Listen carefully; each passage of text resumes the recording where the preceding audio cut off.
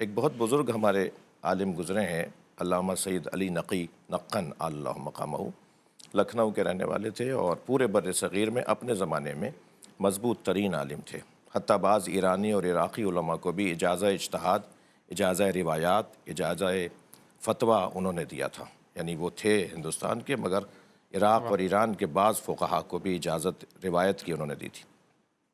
وہ کہتے ہیں یہاں کہاں ہے کہ میرے قربا سے اظہار محبت کرو، قل لا اسألکم علیہ اجرا الا المودۃ فی القربہ، کہہ دو میرے حبیب کہ میں کچھ نہیں مانگتا سوائے یہ کہ قربا سے اظہار محبت کرو۔ مودت اور محبت کا یہی واضح فرق ہے۔ محبت امر قلبی ہے، دلی دل میں رہ جانے والی ایک لگاؤ اور ایک کیفیت ہے، اور مودت اظہار محبت کو کہتے ہیں۔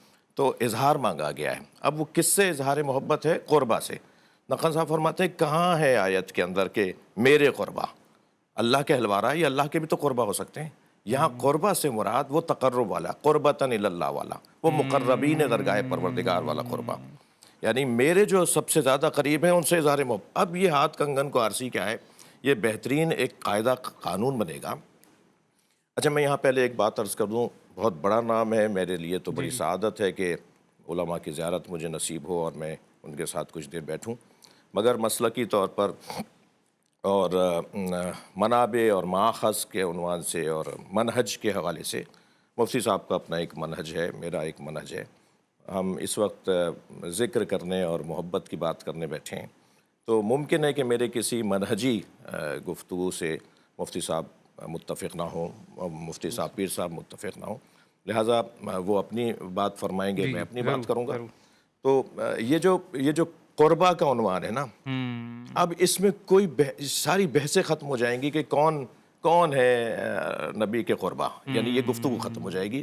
ثابت کرو کہ اللہ سے قریب ترین بندے کون ہیں، ثابت کرو کہ جو نبی کی آغوش میں آئی ہو، جو نبی کے ساتھ اس انداز سے رہی ہوں کہ جن کے آنے پر نبی سرکار کھڑے ہو جاتے ہوں۔ قامہ لہا نہیں ہے، قامہ الیہا ہے۔ قامہ الیہا، ہاں، یہ جو قامہ لہا کھڑے ہو گئے کسی کے لیے، کسی خاتون کے لیے، لیکن الیہا اس طرف بڑھنا ہے۔ سرکار بڑھتے تھے، وقبل یدیہا، ہاتھوں کا بوسہ دینا، اجلسہا فی مجلس، اپنی جگہ لا کے بٹھانا۔ یہ جو عنوانات ہیں، دیکھیں ایک لفظ استعمال ہوتا ہے حسب، ایک لفظ استعمال ہوتا ہے نسب۔ نسبی طور پہ فضیلتوں کا، اور پدرم سلطان بود، میرے دادا ایسے تھے، ہم 5000 سادات، ہمارے پردادا 6000 تھے، اور وہ لکھا جاتا ہے ہمارے شجروں میں سادات کے، خاص طور پر کہ مثلا ہمارے کوئی 7ویں پشت میں ایک دادا تھے، وہ 5000 سید تھے۔ 5000 کیا مطلب 5000 کا لشکر ان کے ساتھ، مثلا یہ بہت بڑے نواب تھے اور بادشاہ تھے۔ بھائی آپ کے دادا بہت بڑے تھے، آپ کیا ہیں؟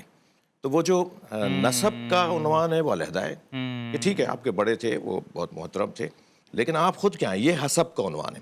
بی بی کی ذات وہ حسین ذات ہے، وہ اتنا مقام اور منزلت کی حامل ذات ہے کہ آپ حسباً ام ابیہا ہیں اور نسباً بضعۃ الرسول۔ سبحان اللہ، یعنی سیدہ کے ساتھ، یعنی یہ جو دو عنوان ہیں نا، سرکار نے دو ایسے رشتے اپنے اس بیٹی، اس دختر کے بیان فرمائے ہیں۔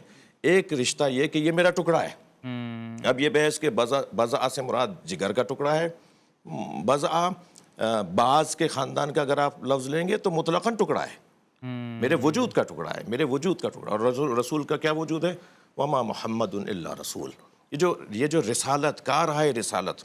لہٰذا ایک بہت استدلالی، ایک حسین گفتگو ایک بزرگ نے کی کہ دیکھیں سرکار دو جہاں اس قاعدے کے مطابق نبی خاتم الانبیاء ہیں، نبی سے بڑا بعد از خدا بزرگ تو ہی، قصہ مختصر ایک جملے کے اندر کہہ دیا گیا، کوئی بحث ہی نہیں ہونی۔ جو اس بحث کو کرے یا سوچے بھی کہ نبی مکرم کے برابر کوئی ہے، وہ خطا کر رہا ہے، وہ رونگ جا رہا ہے۔